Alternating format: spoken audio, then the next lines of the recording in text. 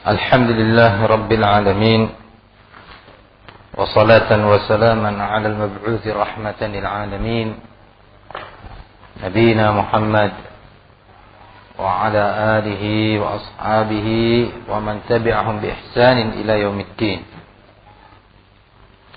Pada kajian terakhir kita mengetahui beberapa syarat-syarat tauhid atau keimanan.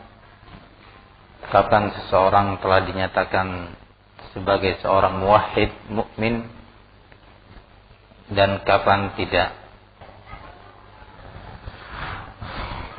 Sebenarnya pembahasan yang beliau jadikan sebagai khatimah, penutup daripada karya beliau ini, itu akan dibahas lebih luas lagi dalam kitab Nawaqidul Iman. Juga beliau yang menulis Nawaqidul Iman, pembatal-pembatal keimanan. Nah, di situ ada beberapa hal dan sebenarnya itu juga harus dipelajari. Di sini hanya akan disebutkan sebagian dan itu pun agak singkat. Labas, kita akan mengakhiri kitab ini pun singkat sebagaimana beliau menyebutkannya. Insyaallah mudah-mudahan karena ini ada kitab khusus tentang ini, kita diberi kesempatan membahasnya. Nah, qala al-muallif rahimahullahu taala, walakin 'alaika bifahmi ayatayn min kitabillah. Awwaluhuma ma taqaddam min qawlihi la ta'tadiru qad kafartum ba'da imanikum. Namun wajib terhadap Anda atau atas Anda untuk memahami dua ayat di dalam Al-Qur'an. Yang pertama dari dua ayat tersebut telah lalu penyebutannya. Nah, yaitu ayat la ta'tadiru qad kafartum ba'da imanikum. Nah, janganlah kalian mencari-cari udzur, mencari-cari alasan. Sungguhnya kalian telah kafir setelah sebelumnya kalian beriman. فَإِذَا تَحَقَّقْتَ أَنَّ بَعْضَ الصَّحَابَةِ الَّذِينَ غَزَوْا الرُّومَ مَعَ رَسُولِ اللَّهِ صَلَّى اللَّهُ عَلَيْهِ وَعَلَى آلِهِ وَسَلَّمَ كَفَرُوا بِسَبَبِ كَلِمَةٍ قَالُوهَا عَلَى وَجْهِ اللَّعِبِ وَالْمَزْحِ. Kalau sudah terrealisasi, yakin, Anda telah yakin dan paham benar bahwasanya ada sebagian sahabat secara zahir, hati-hati, anna ba'd sahabat, sebagian sahabat secara zahir, karena mereka muslimin dan beriman kepada Rasulullah secara zahir. Nah, yang mana mereka ikut di dalam di mana mereka bertempur bersama Rasulullah SAW di dalam penyerangan atau peperangan melawan Romawi. Mereka menjadi kafir dengan sebab sebuah kalimat yang mereka ucapkan. Dalam keadaan mereka mengucapkan bermain-main atau bergurau. Mereka ucapkan kalimat-kalimat tersebut dalam kondisi mereka bergurau atau bermain-main saja. Telah menjadikan atau menyebabkan mereka jatuh pada kekufuran. Dan ini sudah kita bahas tanpa kita ulangi. Tabayyana laka anna alladhi yatakallamu bil kufri aw ya'malu bihi khaufan min naqsi malin aw jahin aw mudaratin li ahad a'zam mimman takallama bi kalimatin yamzahu biha. Maka jelas bagi Anda bahwasanya seseorang yang mengucapkan kalimat kekufuran, diucapkan sudah. Hati-hati mengucapkan kalimat kekufuran atau beramal dengan kekufuran tersebut didasari karena ketakutan, kekhawatiran untuk berkurangnya harta atau berkurangnya kedudukan, atau dalam rangka berbasa-basi.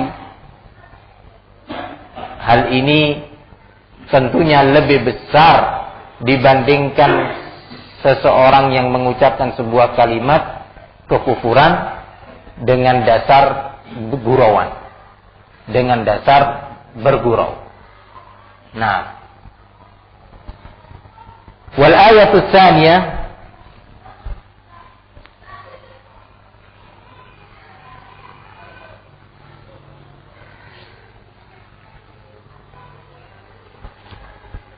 ayat yang kedua yang beliau mauin adalah yang harus dipahamin. Qauluhu ta'ala, man kafara billahi min ba'di imanihi illa man ukriha wa qalbuhu mutmainnun bil iman. Dan mereka-mereka yang telah kufur, telah menjadi kafir setelah keimanan mereka, setelah keimanannya, kecuali siapa-siapa yang terpaksa atau dipaksa dalam keadaan kalbu dia, hati dia tetap yakin terhadap keimanannya. Ini makna ayat dalam surat An-Nahl ayat 106. Maksudnya adalah Allah Subhanahu wa taala tidak memberi uzur. Perhatikan, Allah Subhanahu wa taala tidaklah memberi uzur bagi seseorang yang mengucapkan kalimat kekufuran, kecuali bagi pihak-pihak yang dipaksa untuk mengucapkan kalimat kekufuran tersebut. Kecuali bagi pihak-pihak yang dipaksa, yaitu pada kalimat terakhir, illa man ukriha wa qalbuhu mutmainnun bil iman. Kecuali mereka-mereka yang dipaksa untuk mengucapkan kalimat kekufuran tersebut, misalkan dipaksa mengucapkan tidak ada Allah, nah, atau kalimat-kalimat yang lain yang mengandung makna kekufuran.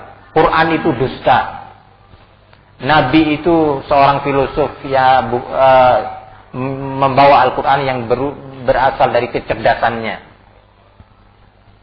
Nah, ini kalimat-kalimat kekufuran. Yang mengucapkan kalimat-kalimat seperti ini tanpa ada alasan yang syar'i, maka dia tergolong kafir. Namun ada satu kondisi yang Allah berikan sebagai uzur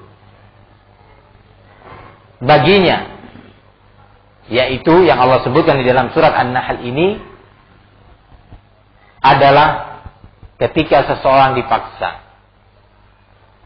Nah, maksudnya dipaksa jika memang benar-benar paksaan itu sesuatu yang membahayakan dia.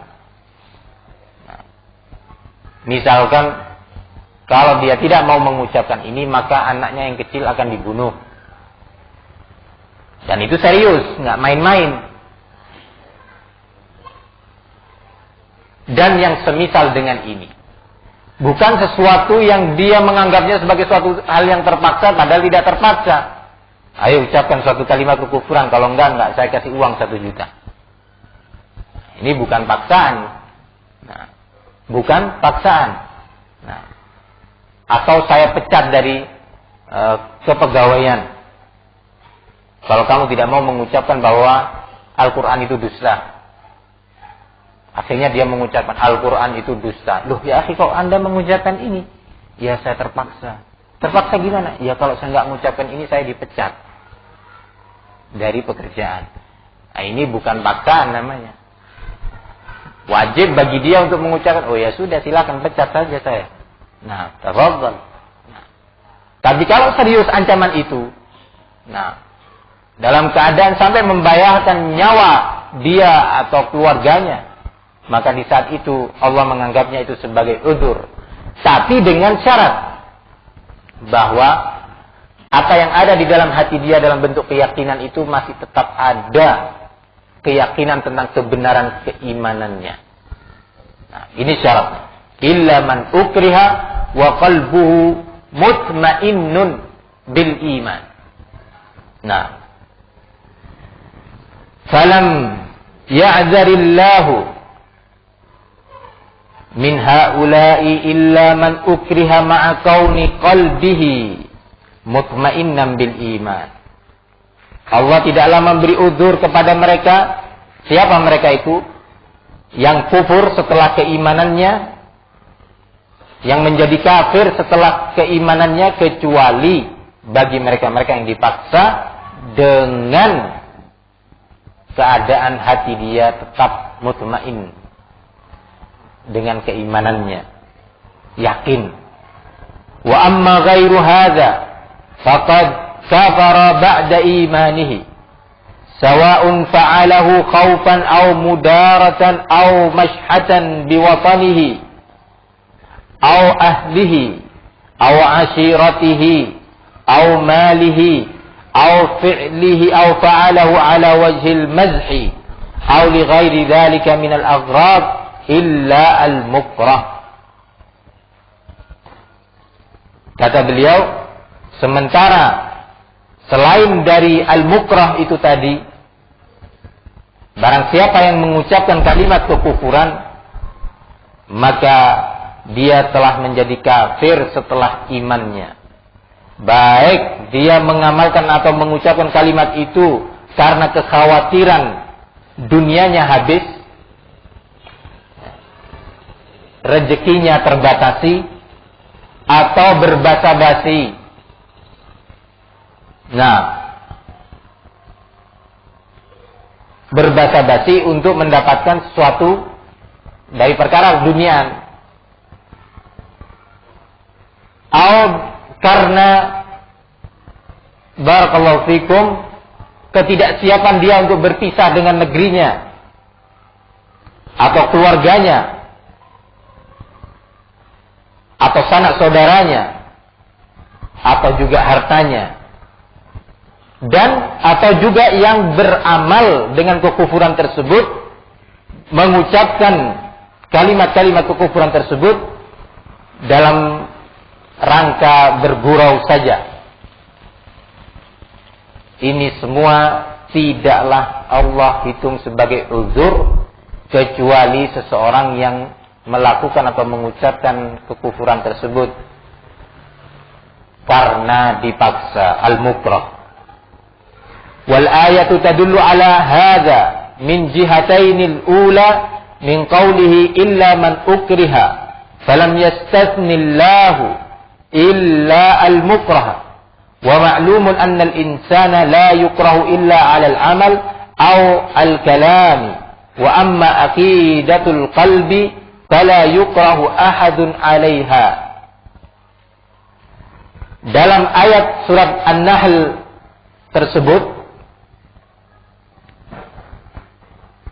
ada dua hal, ada dua poin penting yang menunjukkan tentang kekufuran seseorang yang mengucapkan atau beramal dengan kekufuran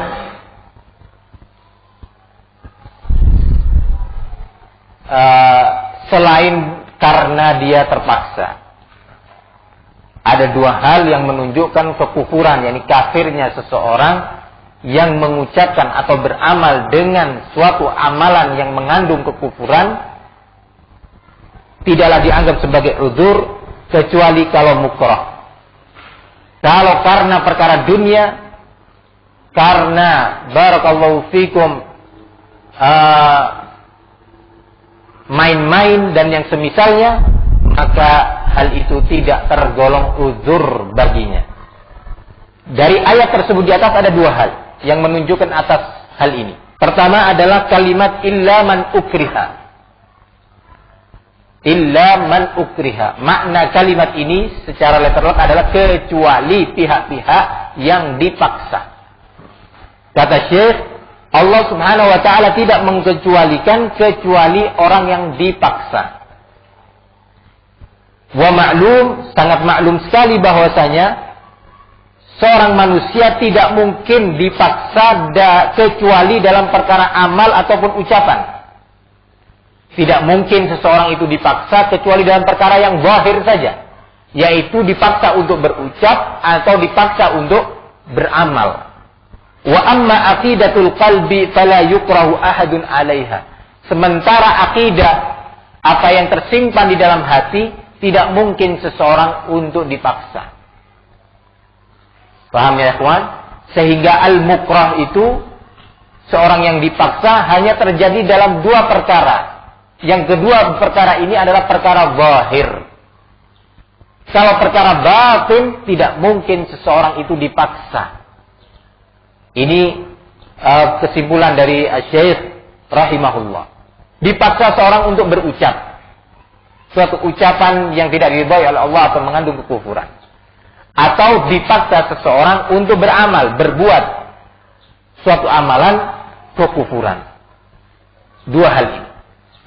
Kalau akidah, nggak mungkin seseorang dipaksa. Orang sudah beriman bahwa Allah itu adalah Al-Khaliq, pencipta, bahwa Allah itu adalah yang berhak untuk diibadahi. Dia sudah beriman, yakin tentang kebenaran itu. Nggak mungkin dia dipaksa. Jangan yakin.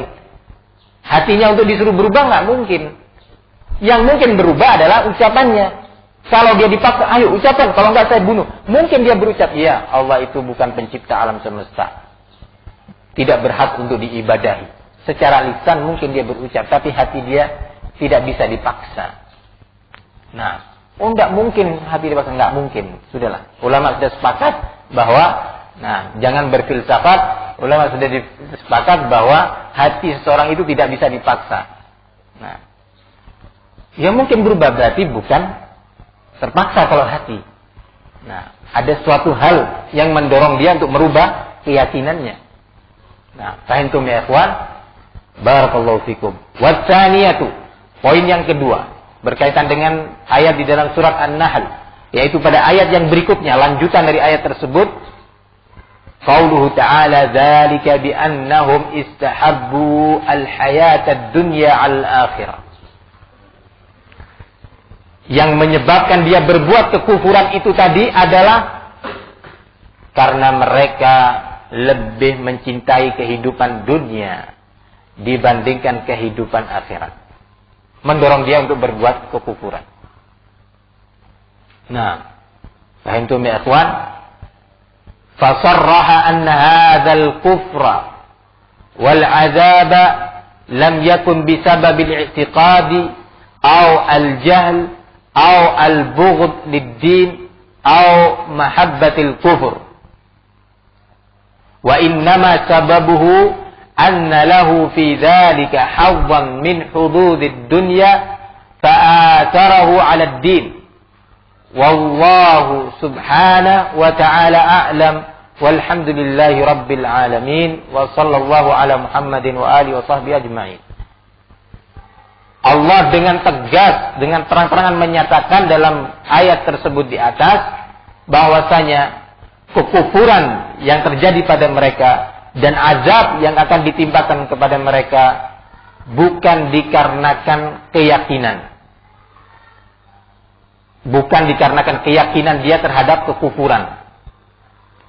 Nah, atau tidak pula disebabkan karena kebodohan dan tidak pula disebabkan karena kebencian kepada agama dan tidak pula disebabkan karena kecintaannya kepada kekufuran.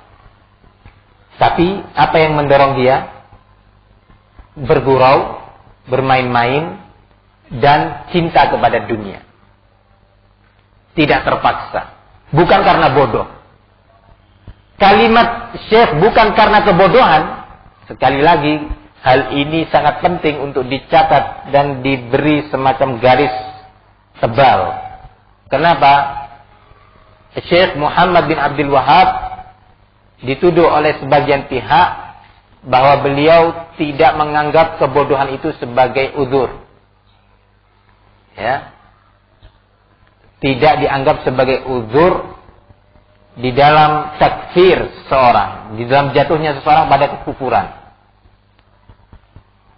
Nah, apakah seseorang yang melakukan kekufuran karena bodoh kemudian dihukumin dia sebagai kafir, atau dinyatakan enggak, tidak bisa dinyatakan sebagai kafir karena dia bodoh, enggak ngerti tentang perkara tersebut, akhirnya dia melakukan atau mengucapkan kekufuran karena kebodohan. Nah, dalam kalimat ini sebagai salah satu bukti bahwa Syekh Muhammad bin Abdul Wahab memandang bahwa kebodohan itu sebagai salah satu pencegah dihukuminya seseorang dengan hukuman kafir apabila dia melakukan atau mengucapkan suatu kalimat kekufuran karena dia tidak mengerti. Nah, tapi yang sedang dibahas oleh Syekh dan dianggap bukan uzur di sini adalah bermain-main, bergurau, ya. Gurauan. Misalkan berapa orang sedang mau ngejek atau menguji mental kawan-kawannya. Ah, kamu ini sok cinta kepada Nabi Muhammad. Siapa sih Nabi Muhammad? Itu seorang filosof, bukan nabi sebenarnya. Ingin memancing kemarahannya. Ya, menguji mentalnya. Dengan cara seperti ini maka dia telah jatuh pada kekufuran. Atau menyatakan kalimat yang lainnya. Kamu ini baca-baca Quran. Kamu ngira Quran ini wahyu apa? Bukan, Quran ini dibuat oleh Nabi. Pingin mancing amarahnya kawannya. Nah, dengan kondisi seperti ini, ya, maka dia telah jatuh pada kekufuran. Nah, ini poin pertama. Atau disebabkan karena kecintaan dia kepada dunia yang berlebihan, sehingga dia lebih mendahulukan dunia dibandingkan perkara keimanan. Nggak bergurau, tapi seperti tadi gambarannya, nggak mau dia mengucapkan kalimat kekufuran, siap dia melakukan suatu amalan kekufuran karena dia mengejar dunia. Poin ini merupakan poin kedua yang menunjukkan bahwa jika ini kondisi seseorang, maka dia telah jatuh pada kekufuran, keluar dari Islam. Fahimtum ya ikhwan? Fasarraha anna hadzal kufra wal azab lam yakun bisababil i'tiqad. Kekufuran ini yang dia ucapkan, yang dia lakukan bukan karena dilakukan dan diucapkan karena keyakinan bahwa kekufuran ini yang benar. Bukan karena keyakinan bahwa Al-Quran itu adalah dusta, tetapi main-main. Nah, kondisi ini merupakan penyebab jatuhnya seseorang pada kekafiran. Nah, qala awil jahal, bukan karena bodoh juga dia mengucapkan itu. Bukan karena bodoh dia mengucapkan bahwa Nabi Muhammad atau ada seorang nabi lagi setelah Nabi Muhammad. Bukan karena bodoh. Atau mengucapkan bahwa Quran itu adalah buatan manusia. Atau dinyatakan Al-Quran ini telah tidak sempurna. Bukan karena bodoh. Kalau karena bodoh mungkin masih bisa dijadikan sebagai uzur. Ini maksud Syekh. Nah, al-bughd. Bukan pula disebabkan karena kebencian kepada agama. Dia mengucapkan kalimat-kalimat itu bukan didasari karena benci kepada Islam. Bukan. Nah, kalau benci kepada Islam sudah jelas bahwa itu adalah kekufuran. Fahimtum ya kawan? Baik dia berucap ataupun tidak berucap, kalau dia benci kepada Islam, diem aja orang ini nggak pernah ngomong. Nah, tapi dalam hatinya dia benci kepada Islam, maka itu telah kafir dengan sebab keyakinan atau kebencian dia terhadap Islam. Nah, atau tidak pula disebabkan karena kecintaan dia, kesukaan dia kepada kekufuran. Wa innama sababuhu, hanyalah sababnya adalah annalahu fi dzalika hazzan min hududid dunya. Karena di balik ucapan kekufuran yang dia ucapkan itu tadi, dia mendapatkan atau menghasilkan porsi dari sekian porsi keduniaan. Nah, mendapatkan hadzan, bagian dari sekian bagian-bagian keduniaan, fa'atharahu 'ala ad-din. Kemudian dia berusaha untuk mengejar dunia tersebut, walaupun dia konsekuensinya adalah melakukan kekufuran dalam perkara agama ini. Bisa dipahami ya, ikhwan? Ini pembahasan global yang disebutkan oleh Syekh dalam perkara ini. Maunya adalah bahwa tidak semua orang yang berucap kalimat la ilaha illallah kemudian bisa selamat selama-lamanya dari kekufuran. Tetapi di situ ada beberapa sebab-sebab jatuhnya seseorang pada kekufuran. Nah, ada sekian perkara-perkara yang bisa menggugurkan keislamannya. Ini pembahasan terakhir dari kitab ini yang beliau bahas secara singkat. Nah, mudah-mudahan Allah beri kita barakallahu fikum kesempatan membahas nawaqidul iman secara lebih rinci. Nah, seperti yang dilakukan oleh Abu Talib, yang mendorong dia untuk tidak mau mengucapkan kalimat keimanan adalah apa? Kecintaan dia kepada dunia, kecintaan dia kepada kerabat, kedudukan, khawatir nama Abu Talib akan tercela. Kekhawatiran untuk tercela kedudukannya dan martabatnya ini bagian daripada kecintaan kepada dunia. Karena dunia itu kalau disebut bukan hanya sebatas harta dalam bentuk uang, dalam bentuk rumah dan yang semisalnya, tetapi termasuk kedudukan, martabat, harga diri. Nah, ini semua bagian daripada dunia. Paham tuh ya ikhwan? Barakallahu fikum. Kemudian ada satu hal, ana diberi oleh ikhwan, salah satu ikhwan kitab ini, kitab terjemahan dari Kasyfus Syubuhat, di mana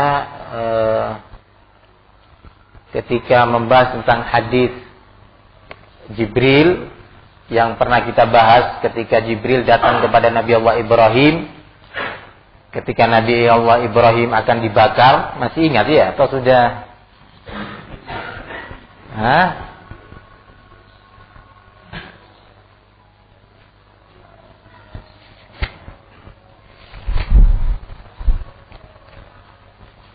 Di mana Jibril menawarkan kepada Nabi Ibrahim alaihissalam tawaran bantuan.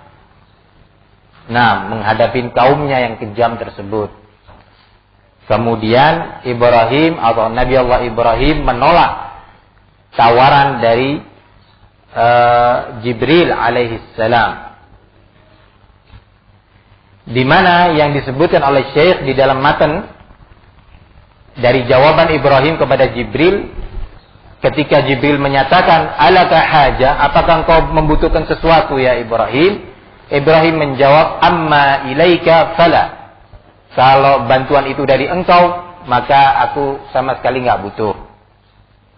Nah, ini jawaban yang dinukil oleh Syekh Muhammad bin Abdul Wahhab. Kemudian disebutkan gimana Ustaz, katanya kisah ini maudhu. Maudhu itu artinya palsu. Kok bisa disebutkan di sini di dalam terjemahan dari Darul Haq. Nah, Darul Haq ini adalah salah satu penerjemah milik Muassasah Hizbiyah As-Safwah, muassasahnya Khawarij. Nah, di Jakarta sana. Nah, diterjemahkan di sini yang mungkin seorang pembaca akan memahami bahwa hadis ini memang maudhu, palsu secara menyeluruh, menukil pembicaraan Syekhul Islam Ibnu Taimiyah, bahwa memang betul Syekhul Islam menyebutkan bahwa memberi hukuman atau nilai dengan maudhu, palsu. Tetapi perlu diketahui bahwa yang maudhu itu bukan hadis ini secara menyeluruh, tetapi yang dinilai maudhu oleh Syekhul Islam Ibnu Taimiyah rahimahullah adalah pernyataan yang dinisbahkan kepada Ibrahim alaihi salam ketika ditawari oleh Jibril alaihi salam, di mana Ibrahim menyatakan, faqala Ibrahim hasbi min su'ali ilmuhu bihali. Dalam beberapa riwayat disebutkan, ya, dalam beberapa riwayat kisah ini tidak hanya Ibrahim menyatakan kalau bantuan itu darimu wahai Jibril, aku nggak butuh, tapi ada tambahannya. Di mana Jibril menyatakan kepada Ibrahim setelah itu, "Fasal rabbak." Ya sudah, kalau begitu engkau berdoa aja, minta aja kepada Allah Subhanahu wa taala, berdoalah kepada Allah. Jibril meminta kepada Ibrahim atau menyuruh Nabi Allah Ibrahim untuk berdoa. Kalau ditawarin Jibril sudah nggak mau, doa aja, minta kepada Allah Rabbul Alamin. Nah, kemudian dalam riwayat ini Ibrahim menjawab, "Hasbi min su'ali ilmuhu bihali." Cukup bagiku untuk tidak berdoa kepada Allah Subhanahu wa taala dengan adanya ilmu Allah tentang kondisiku. Allah sudah tahu aku dalam keadaan seperti ini, jadi aku nggak perlu minta gitu. Nggak perlu berdoa, nggak perlu beristighatsah kepada Allah. Allah sudah tahu tentang kondisiku. Ini maunya dari makna jawaban Ibrahim dalam riwayat ini. Jibril menyuruh, ya Ibrahim doa, minta kepada Allah. Dalam kondisi yang genting seperti ini, Ibrahim hanya menjawab, enggak usah, sudah. Allah punya ilmu yang mengetahui segala sesuatu. Allah mengetahui kondisi saya sekarang. Nah, ini jawaban di dalam riwayat ini.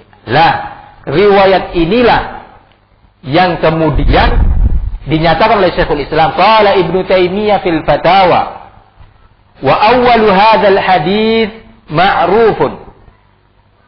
Bagian pertama dari hadis ini adalah hadis yang sangat ma'ruf dan sudah diketahui banyak pihak tentang kebenarannya. Wa huwa qauluhu amma ilaika fala, yaitu jawaban daripada Ibrahim kepada Jibril, kalau bantuan itu harus minta kepadamu, ya enggak, kata Ibrahim. Sampai di sini hadis ini sah, enggak ada masalah. Tapi wa amma qauluhu, kata Syekhul Islam, sedangkan yang berikutnya, hasbi min su'ali ilmuhu bihali, kalimat inilah yang kata Syekhul Islam fakalamun batil. Kemudian setelah itu beliau menyatakan ini adalah maudhu'. Faham tuh? Nah, secara riwayat itu maudhu', secara makna bertentangan. Nabi Allah Ibrahim adalah seorang muwahhid yang mengerti Allah, yang selalu berdoa meminta kepada Allah. Nah, Allahumma junubni wa baniya an na'budal asnam. Dan doa-doa Ibrahim yang lainnya yang Allah abadikan di dalam Al-Quran. Nggak mungkin Ibrahim kemudian nggak mau berdoa, beristighatsah ataupun beristi'anah kepada Allah Subhanahu wa taala. Beliau menolak tawaran bantuan Jibril. Tentunya Ibrahim hanya akan meminta kepada Allah Subhanahu wa taala. Ini secara makna. Nah, secara riwayat juga hadis tersebut maudhu'. Namun di dalam terjemahan ini wallahu a'lam kok terkesan bahwa semua hadis tersebut maudhu'. Mungkin sang penerjemah ini enggak paham tentang ilmu hadis dan bagaimana pembicaraan para ulama. Nah, ini muskilah. Penerjemah cuma sebatas belajar bahasa Arab. Ya, ini bahaya ya, ikhwan. Ya. Di antara contoh dari sekian contoh yang banyak, dari sekian penerjemah yang intinya maunya dibayar. Karena penerjemahnya adalah seorang penerjemah resmi dari ini Darul Haq milik As-Sofwa ini. Yang penting terima fulus, selesai. Nah, di antara dai-dai As-Sofwa dan Al-Irsyad siap menerjemahkan sesuatu mungkin walaupun menyelisihi keyakinan dia. Di antaranya diterjemahkan tulisan Ahmad As-Surkati, Mu'assisul Irsyad, ya, yang membenarkan penggunaan ilmu hisab di dalam penentuan masuk dan keluarnya bulan Ramadan. Nah, padahal kita yakin dia sendiri menentang itu. Di mana As-Surkati di sini membantah habis hadis-hadis tentang ru'yah dalam pengertian bahwa ini dulu nggak bisa diterapkan sekarang sudah. Sekarang ini sudah berkembang. Nah, al-muhim dibantah oleh As-Surkati dengan filsafatnya yang kemudian diterjemahkan oleh salah satu dai mereka. Nah, dan itu disebarkan oleh Al-Irsyad. Nah, barakallahu fikum. Ini ya ikhwan, kalau seorang itu terfitnah dengan dunia. Kalau dia tidak terfitnah dengan dunia dengan tegas, oh enggak, afwan, ana enggak mau nerjemahkan ini karena ini mengandung kesesatan. Atau boleh saya terjemahkan tapi saya kasih footnote. Saya kasih footnote bantahan habis tentang syubhat tersebut. Mau? Ya, akhi. Nah, tawarkan kepada PP atau PW, silahkan. Mau? Kalau nggak mau, jangan ya, akhi. Jangan hanya fulus. Nah, ini contoh kecil. Saya lagi ulangin contoh kecil dari sekian ketidakseriusan para dai-dai as-safwah. Ya. Barakallahu fikum. Sehingga barakallahu fikum, hati-hati di dalam membaca beberapa buku terjemahan. Atas dasar itu, kalau ada nasihat dari para ustadz, jangan membaca buku-buku terjemahannya hizbiyin, walaupun buku aslinya itu bukunya ahli sunnah. Paham ya, kawan? Kalau ada nasihat seperti itu, jangan kemudian ditanggapi, oh jangan seperti itu. Kan buku aslinya bagus. Ya, yang nggak baik kita buang, yang baik kita ambil. Buktinya banyak kita nggak bisa membedakan mana yang baik, mana yang tidak. Ini manhajus salaf, ya, ini manhaju ahli sunnah sejak zaman sahabat sampai hari ini. Barakallahu fikum. Sekali lagi anak ulangi, ini salah satu contoh kecil. Kalau bukunya Imam Samudra sudah jelas teroris, nggak akan kita baca kan begitu. Nah, atau bukunya Sirajuddin Abbas yang jelas-jelas membela sufi dan membantah dakwah ahli sunnah, nggak akan kita baca. Tetapi yang jadi fitnah kepada sebagian salafiyin, kepada ikhwan-ikhwan thayyibin yang baik-baik itu seperti ini. Nah, dinasihatin oleh para ulama, oleh para ustaz, jangan masih saja mengoleksi buku-buku tersebut. Oleh karena itu, hati-hati, ikhwani fiddin azzanillah wa iyyakum. Apa Ustaz, mikrofon tolong dipindah ke atas karena umat nggak bisa mendengar. Maksudnya dipindah ke atas gimana? Dekatkan lagi. Gini.